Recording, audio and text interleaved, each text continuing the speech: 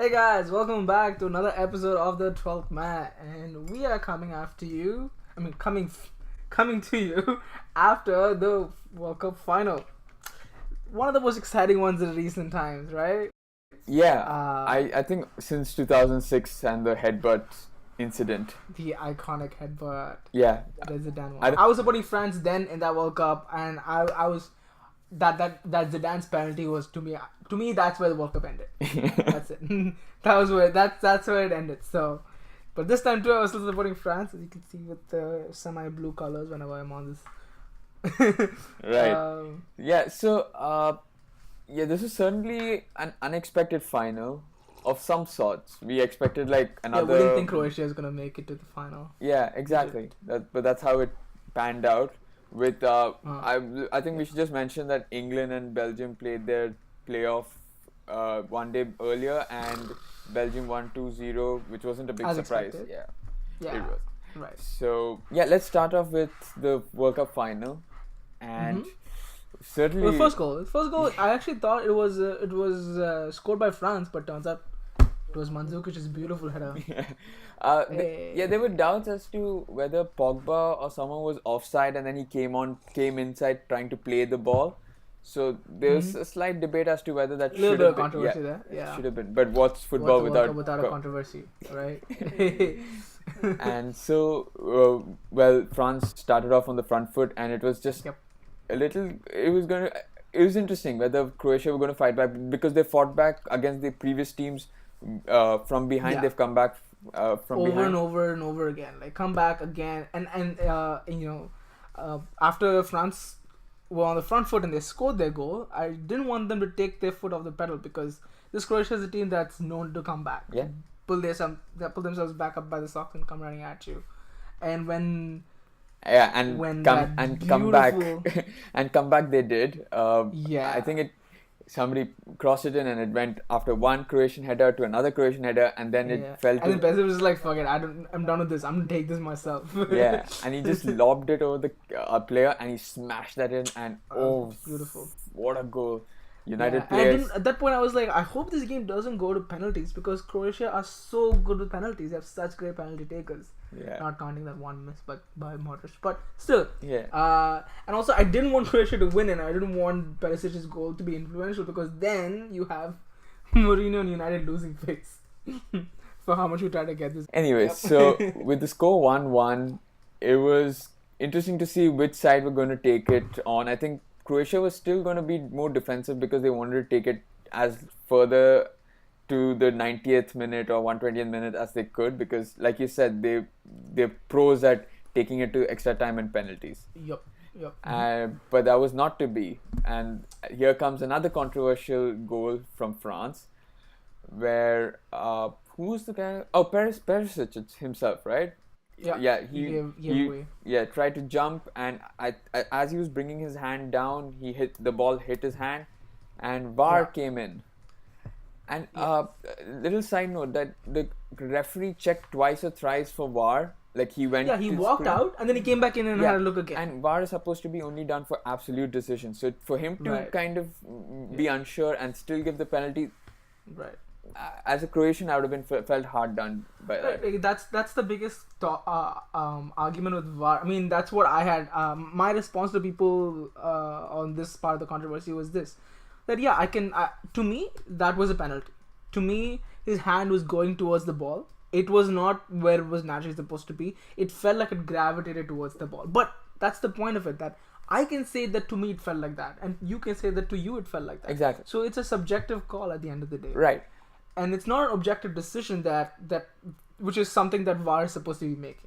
It's not a case where it's a black and white. Yeah, we can look at this in a camera, rewind it a couple of times, say confidently that this is a yes or no. Exactly. It's not. It's not. And this is clearly in the grey area, but it was given Sure, as a but penalty. it worked out, so Yeah. I'm happy. It was given as a penalty, and Griezmann scored the goal. And it was 2-1 back to France again. And this is where France finally took the match by its reins and just ran with it. Yeah. It was great to see that somebody who's been taking so much shit from a lot of people for the last 2 years, show up in a final. And this is not just any final. This is the World Cup, he's emigrated to this country. He's born and brought up in Paris, and he showed that he can raise this nation above any other country in the world at that point in time, and he showed up where it mattered. So it's great to see that Pogba so coolly and so nonchalantly uses his wrong foot to finesse that curve it around the great Modric and into the goal. It was just such a beauty to watch. So I absolutely enjoyed every millisecond of that goal. But you know what that brings up is that can he do that for United again? Yeah, exactly. So he should be doing that for United, and it's up to us. It's up to Mourinho to get it out of him. So with the score being 3-1, we thought, okay, France is kind of, it's almost over. It's almost done. Can Croatia come back? Possible, but unlikely. And the game was done and dusted with the fourth goal. And okay, until I think the second goal or whatever, Mbappe was having quite a slow game. He wasn't having his best of games. But second half came in and oh my God, he turned it on. And when he turns it on, his pace, his raw pace at the age of 19 is insane. It is. And as much as I wasn't supporting France, given that because of a United player being there, I was just so happy when he scored that goal. I was like, no Ronaldo, no Messi, no Neymar. Here is the 19-year-old kid that's going to take the world by storm. Change the world next. Yeah. And it's great to see that the new generation is coming up. It's great to see how much talent there is in all these different teams and how much more there is yet to come. Yeah. And so with the score being 4-1, we thought, okay, is this gonna be like a 7-1, an embarrassing defeat for Croatia? Well, no, because it was more embarrassing for Hugo Lloris, who had one of the most shocking howlers in the World Cup. Carries. Yeah. The carries. Yeah. So I don't know I think he was trying to pass it to the left back, and Mandzukic was smart enough to put his foot out. Just rebounded and went in. And we were already having an entertaining World Cup final, and this just took it to a new level. Reminiscent of the Champions League final. Yeah. Oh yeah. Oh yeah. Sure. I was like, I've seen this before. Deja vu. So with that being said, and it got a little more entertaining with the pitch invasion. With the Pussy Riot. Yeah, which is apparently staged. But yeah, so with that, it kind of just ended 4-2 to France. Allez les Bleus, vive la France. Yeah, vive la France. And we've got the new World Cup winners. Yeah, that brings to end one of the most entertaining World Cups in recent history. One of the most highest number of goals scored, crazy amounts of records broken, most penalties, most free kicks, most set piece goals. It's awesome to see, and it was great to see so many underdog teams bring their game. Yeah, there was no clear favorite. France only was the clear.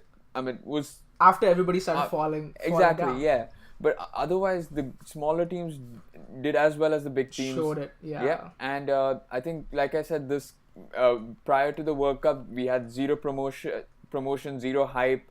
There was nothing that was no excitement, no official World Cup song.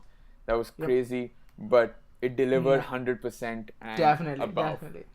Yeah, definitely. And for sure, also one more thing I want to say is that, maybe France won this World Cup in the end, but with the way the Croatia played, I don't think there were any losers in this one. I think everybody walked home with their heads up high.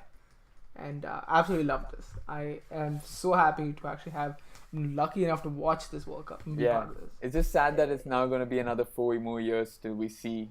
4 more years. Yeah. Or 2 more years till the Euros. But anyway, so that's it for now. We will catch you guys later, and thanks for tuning in, and make sure to catch us for the Premier League transfer coverage. So take care.